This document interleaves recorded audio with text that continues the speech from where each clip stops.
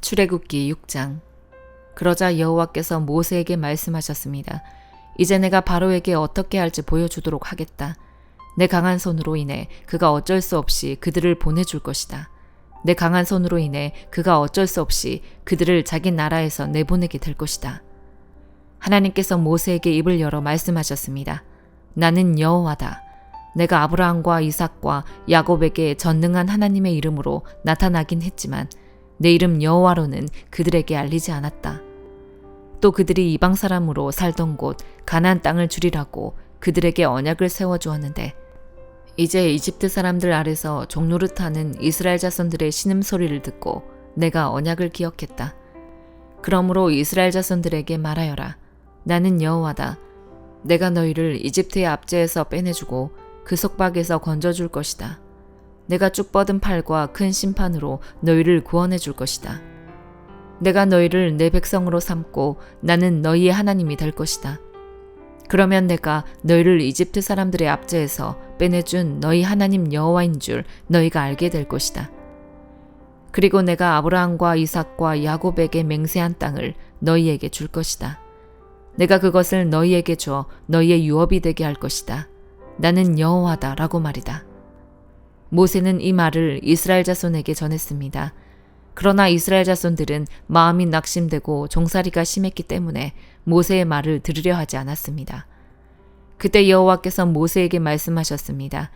이집트 왕 바로에게 가서 이스라엘 자손을 그 땅에서 내보내라고 하여라.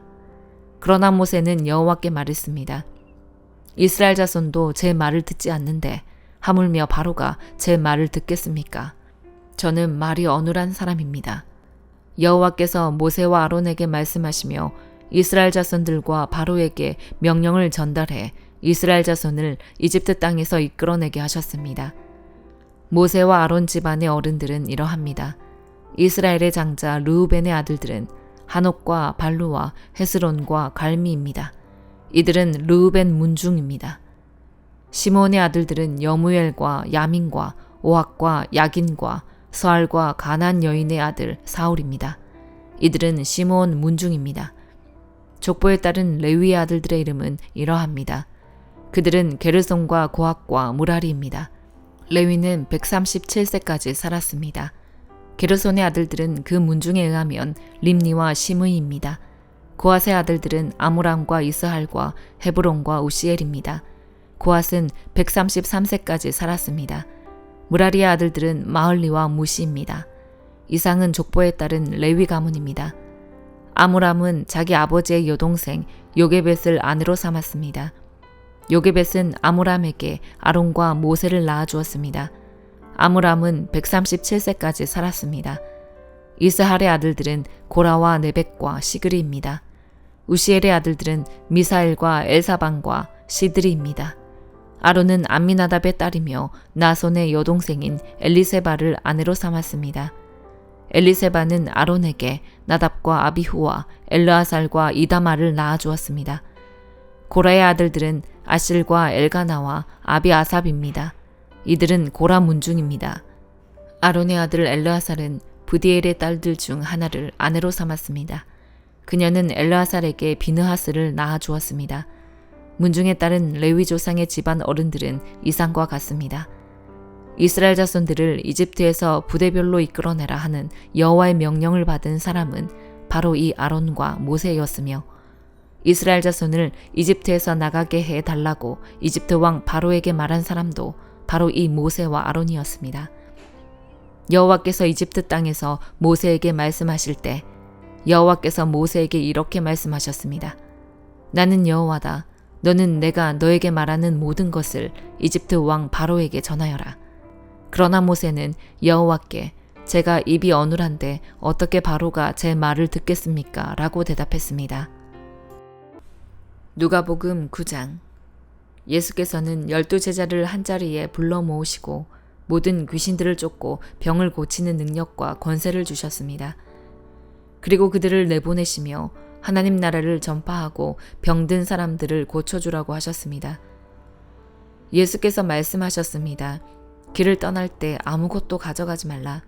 지팡이도 가방도 빵도 돈도 여벌옷도 가지고 가지 말라. 어느 집에 들어가든 그 마을을 떠날 때까지 그 집에 머물러 있으라. 만약 너희를 맞아주지 않으면 그 마을을 떠날 때 그들을 거스르는 증거물로 발에 붙은 먼지를 떨어버리라. 제자들은 나가서 여러 마을들을 두루 다니며 곳곳에서 복음을 전파하며 사람들을 고쳐주었습니다. 분봉왕 헤롯은 이 모든 일을 듣고 당황했습니다. 왜냐하면 어떤 사람들이 요한이 죽은 자 가운데서 살아났다고 말했기 때문입니다. 또 어떤 사람들은 엘리야가 나타났다고 했고 다른 사람들은 옛 예언자 중 하나가 되살아났다고 말했습니다. 그러자 헤롯은 내가 요한의 목을 베었는데 이런 소문이 들리는 그 사람은 누구인가 하고 예수를 만나고자 했습니다. 사도들이 돌아와 예수께 자기들이 한 일을 보고했습니다. 그러자 예수께서는 그들을 따로 데리고 베세다라는 마을로 가셨습니다. 그러나 사람들은 이 사실을 알아채고 예수를 따라왔습니다. 예수께서는 그들을 맞이하고 하나님 나라에 대해 말씀하시며 사람들을 고쳐주셨습니다. 날이 저물자 12제자가 예수께 다가와 말했습니다. 우리가 외딴 곳에 와 있으니 사람들을 보내 주변 마을과 농가로 가서 잠잘 곳을 찾고 먹을 것을 얻게 하십시오.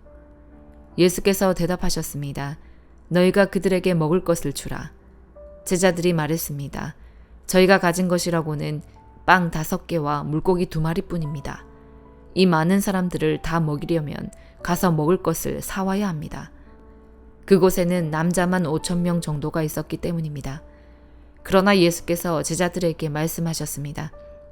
사람들을 50명씩 둘러앉게 하라. 제자들은 그대로 사람들을 모두 앉혔습니다. 예수께서는 빵 5개와 물고기 2마리를 손에 들고 하늘을 우러러 감사 기도를 하셨습니다. 그러고는 그것을 떼어 제자들에게 주면서 사람들 앞에 갖다 놓게 했습니다. 사람들이 모두 배불리 먹었습니다. 그리고 제자들이 남은 조각들을 거두어 보니 12바구니에 가득 찼습니다. 한 번은 예수께서 혼자 기도하고 계셨습니다. 제자들도 함께 있었는데 예수께서 물으셨습니다. 사람들이 나를 누구라고 하느냐? 제자들이 대답했습니다. 세례자 요한이라고도 하고 엘리야라고도 합니다. 옛 예언자 중 한 사람이 되살아났다고 하는 사람도 있습니다. 그러자 예수께서 물으셨습니다. 그러면 너희는 나를 누구라고 하느냐? 베드로가 대답했습니다. 하나님의 그리스도이십니다. 예수께서는 이 말을 아무에게도 하지 말라 하고 단단히 경고하며 말씀하셨습니다. 인자가 많은 고난을 받고 장로들과 대제사장들과 율법학자들에게 배척받아 끝내 죽임당하고 3일 만에 살아나야 할 것이다. 그러고는 그들 모두에게 말씀하셨습니다. 누구든지 나를 따르려면 자기를 부인하고 날마다 자기 십자가를 지고 따라야 한다. 누구든지 자기 생명을 구하려는 사람은 잃을 것이요. 누구든지 나를 위해 자기 생명을 잃는 사람은 구하게 될 것이다. 사람이 온 세상을 다 얻고도 자기를 잃거나 빼앗긴다면 무슨 소용이 있겠느냐. 누구든지 나와 내 말을 부끄러워하면 인자도 자기 영광과 아버지와 거룩한 천사들의 영광 가운데 올 때 그를 부끄러워할 것이다. 내가 진실로 너희에게 말한다. 여기 서 있는 사람들 가운데 죽기 전에 하나님 나라를 볼 사람이 있을 것이다. 이런 말씀을 하신 뒤 8일쯤 지나 예수께서는 베드로와 요한과 야고보를 데리고 기도하러 산에 올라가셨습니다. 예수께서는 기도하는 동안 얼굴 모습이 변하셨고 옷이 하얗게 빛났습니다. 그런데 갑자기 2사람이 나타나 예수와 더불어 말을 하고 있었습니다. 이들은 모세와 엘리야였습니다. 그들은 영광에 쌓여 나타나 예수께서 예루살렘에서 이루실 일, 곧 그분의 떠나가심에 대해 말하고 있었습니다. 베드로와 그 일행이 잠을 이기지 못해 졸다가 완전히 깨서 예수의 영광과 그분 곁에 2사람이 서 있는 것을 보았습니다. 2사람이 예수를 떠나려고 하자 베드로가 예수께 말했습니다. 선생님, 우리가 여기 있으니 참 좋습니다. 우리가 초막 3개를 만들되 하나는 선생님을 위해, 하나는 모세를 위해, 하나는 엘리야를 위해 짓겠습니다. 그러나 베드로는 자기가 무슨 말을 하는지도 알지 못했습니다. 베드로가 이런 말을 하고 있을 때 구름이 나와서 그들을 뒤덮었습니다. 구름 속으로 들어가게 되자 그들은 두려워했습니다. 그때 구름 속에서 소리가 들려왔습니다. 이는 내 아들이요 내가 택한 자다. 그의 말을 들어라. 그 소리가 사라지고 그들이 보니 예수만 홀로 서 계셨습니다. 제자들은 입을 다물고 자기들이 본 것을 그때는 아무에게도 말하지 않았습니다. 이튿날 그들이 산에서 내려오자 많은 사람들이 예수를 맞았습니다. 그 무리 중 한 사람이 소리쳤습니다. 선생님, 부탁입니다. 제 아들 좀 봐주십시오. 제게는 하나밖에 없는 자식입니다. 그런데 귀신이 이 아이를 사로잡아 갑자기 소리를 지르게 하고 아이에게 발작을 일으켜 입에 거품을 물게도 합니다. 그리고 이 아이를 상하게 하면서 좀처럼 떠나지 않습니다. 선생님의 제자들에게 귀신을 쫓아달라고 간청했지만 그들은 해내지 못했습니다. 예수께서 대답하셨습니다. 아, 믿음이 없고 비뚤어진 세대여, 내가 언제까지 너희와 함께 있으면서 참아야 하겠느냐. 네 아들을 이리로 데려오너라. 그 아이가 오는 중에도 귀신은 아이의 몸을 바닥에 내던지며 발작하게 만들었습니다. 그러나 예수께서는 더러운 영을 꾸짖으시며 그 아이를 고쳐 아버지에게 돌려보내셨습니다. 하나님의 위대하심에 모두 놀랐습니다. 지금 내가 하는 말을 유의해 들으라. 인자가 배반을 당해 사람들의 손에 넘겨질 것이다. 그러나 제자들은 이 말씀을 깨닫지 못했습니다. 그들이 그 말씀을 이해하지 못하도록 그 뜻이 감추어져 있었기 때문입니다. 그들은 두려워서 예수께 물어볼 수도 없었습니다. 예수의 제자들 사이에서 누가 제일 큰 사람인가를 두고 다툼이 일어났습니다. 예수께서는 그들의 속마음을 다 아시고 한 어린아이를 데려와 곁에 세우며 말씀하셨습니다. 누구든지 이 어린아이를 내 이름으로 영접하는 사람은 나를 영접하는 것이다. 또 누구든지 나를 영접하는 사람은 나를 보내신 그분을 영접하는 것이다. 너희 가운데에서 가장 작은 사람이 가장 큰 사람이다. 요한이 물었습니다. 선생님, 저희가 선생님의 이름으로 귀신을 쫓는 사람을 보고 우리와 함께 따르는 사람이 아니라서 못하게 막았습니다. 예수께서 말씀하셨습니다. 그를 막지 마라. 누구든지 너희를 반대하지 않는 사람은 너희를 위하는 사람이다. 예수께서 승천하실 때가 가까이 오자 예루살렘으로 가실 것을 굳게 결심하셨습니다. 그리고 예수께서는 사람들을 미리 앞서 보내셨습니다. 그들은 가서 예수를 모실 준비를 하려고 사마리아의 한 마을에 들어갔습니다. 그러나 그곳 사람들은 예수를 반기지 않았습니다. 예수께서 예루살렘으로 가시는 길이었기 때문입니다. 제자인 야고보와 요한이 이것을 보고 주여, 우리가 하늘에서 불을 불러 이 사람들을 멸망시켜 달라고 할까요? 라고 물었습니다. 그러자 예수께서 뒤돌아 그들을 꾸짖으셨습니다. 그러고 나서 그들은 다른 마을로 갔습니다. 그들이 길을 가고 있는데 한 사람이 예수께 말했습니다. 선생님이 가시는 곳이라면 어디든 따라가겠습니다. 예수께서 대답하셨습니다. 여우도 굴이 있고 하늘의 새들도 보금자리가 있지만 인자는 머리 둘 곳조차 없구나. 예수께서 다른 사람에게 말씀하셨습니다. 나를 따라라. 그러자 그 사람이 대답했습니다. 주여, 제가 먼저 가서 아버지의 장례를 치르게 해주십시오. 예수께서 그에게 말씀하셨습니다. 죽은 사람들에게 죽은 자를 묻게 하고 너는 가서 하나님 나라를 전파하여라. 또 다른 사람이 말했습니다. 주여, 저는 주를 따르겠습니다. 하지만 제가 먼저 가서 가족들에게 작별 인사를 하게 해주십시오. 예수께서 그에게 대답하셨습니다. 누구든지 쟁기를 잡고 뒤를 돌아보는 사람은 하나님 나라에 적합하지 못하다. 욥기 23장. 그러자 욥이 대답했습니다. 오늘까지도 내 쓰라린 원망은 계속되는구나. 내가 당한 일이 너무 심해서 신음소리도 나오지 않는구나.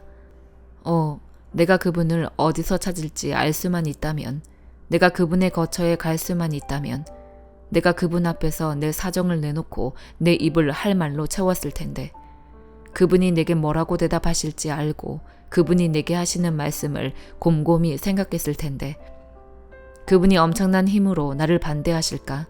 아닐세. 그분은 오히려 귀를 기울여 들어주실 걸세. 정직한 사람이라면 그곳에서 그분과 변론할 수 있을 것이네. 그리고 나의 심판자로부터 영원히 구원을 받을 것이네. 그러나 내가 앞으로 가도 그분이 계시지 않고 뒤로 가도 그분을 찾을 수 없구나. 그분이 왼쪽에서 일하고 계실 때도 그분을 뵙지 못하고 그분이 오른쪽으로 돌이키시나 도무지 만나 뵐 수 없구나.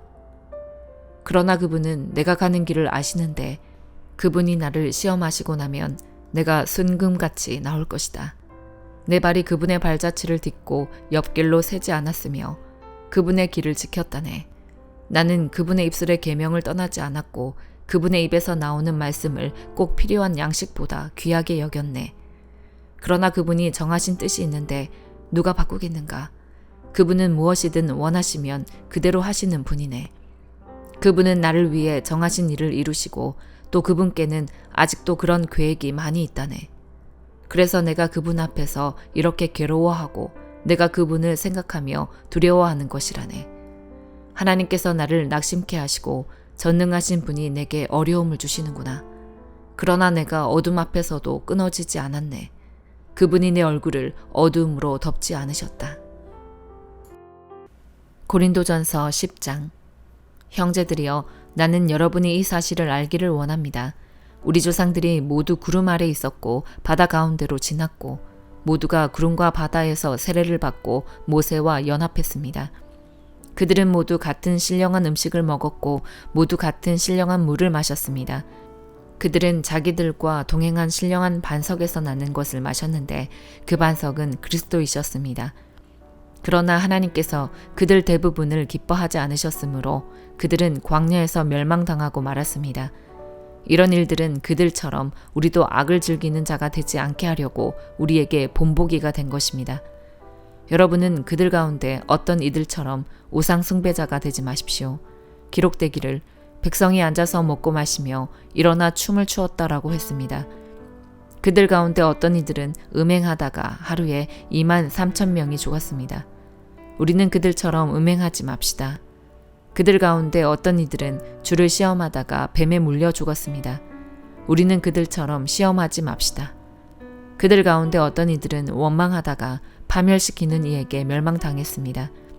여러분은 그들처럼 원망하지 마십시오. 그들에게 일어난 이런 일들은 본보기로서 말세를 만난 우리를 위해 경고로 기록된 것입니다. 그러므로 선줄로 생각하는 사람은 넘어지지 않도록 조심하십시오. 여러분은 사람이 감당할 수 없는 시험을 당한 적이 없습니다. 하나님은 신실하셔서 여러분이 감당치 못할 시험은 허락하지 않으시며 시험을 당할 때도 피할 길을 마련해 주셔서 여러분이 능히 감당할 수 있게 하십니다. 그러므로 내 사랑하는 형제들이여, 우상 숭배를 피하십시오. 내가 지각 있는 사람들에게 말하듯이 말하니 여러분은 내가 하는 말을 스스로 판단해 보십시오. 우리가 감사드리며 마시는 축복의 잔은 그리스도의 피를 나눠 마시는 것이 아닙니까? 우리가 떼는 빵은 그리스도의 몸을 나눠 먹는 것이 아닙니까? 빵이 하나이므로 우리가 여럿일지라도 한 몸입니다. 이것은 우리 모두가 한 덩어리의 빵을 나눠 먹기 때문입니다. 이스라엘 백성의 관습을 생각해 보십시오. 제물을 먹는 사람들은 하나님의 제단에 참여하는 사람들이 아닙니까? 그러므로 내가 말하려는 것이 무엇입니까? 우상의 제물은 무엇이며 또 우상은 무엇입니까? 다만 제물로 바치는 것은 귀신에게 바치는 것이지 하나님께 바치는 것이 아닙니다. 나는 여러분이 귀신들과 교제하는 사람들이 되기를 원치 않습니다. 여러분은 주의 잔과 귀신의 잔을 동시에 마실 수 없고 주의 식탁과 귀신의 식탁에 동시에 참여할 수 없습니다. 우리가 주를 분노하시게 하겠습니까? 우리가 그분보다 더 강합니까? 모든 것이 허용되나 모든 것이 유익한 것은 아닙니다. 모든 것이 허용되나 모든 것이 덕을 세우는 것은 아닙니다. 누구든 자기 유익을 구하지 말고 남의 유익을 구하십시오. 시장에서 파는 것은 어떤 것이든 양심에 거리낌이 생기지 않도록 묻지 말고 드십시오. 이는 땅과 거기 충만한 것이 다 주의 것이기 때문입니다. 만일 믿지 않는 사람들 가운데 어떤 사람이 여러분을 초대했는데 여러분이 가기를 원한다면 여러분 앞에 차려진 것은 무엇이든지 양심에 거리낌이 생기지 않도록 묻지 말고 드십시오. 그러나 만일 누가 여러분에게 이것은 우상에게 바쳐진 제물입니다 라고 한다면 말해준 사람과 양심을 위해서 먹지 마십시오. 내가 지금 말하는 양심은 당신 자신의 양심이 아니라 다른 사람의 양심입니다. 왜 내 자유가 남의 양심에 의해 판단을 받아야 합니까? 내가 감사하는 마음으로 식사에 참여한다면 왜 감사하는 것으로 인해 내가 비난을 받아야 합니까? 라고 반문할지도 모르겠습니다. 그러나 여러분은 먹든지 마시든지 무엇을 행하든지 모든 것을 하나님의 영광을 위해 하십시오. 여러분은 유대 사람에게든지 그리스 사람에게든지 하나님의 교회에든지 걸려 넘어지게 하는 사람이 되지 마십시오. 나도 모든 일에 모두를 기쁘게 하며 자신의 유익을 구하지 않고 많은 사람의 유익을 구합니다. 이는 그들이 구원을 받게 하려는 것입니다. 아멘.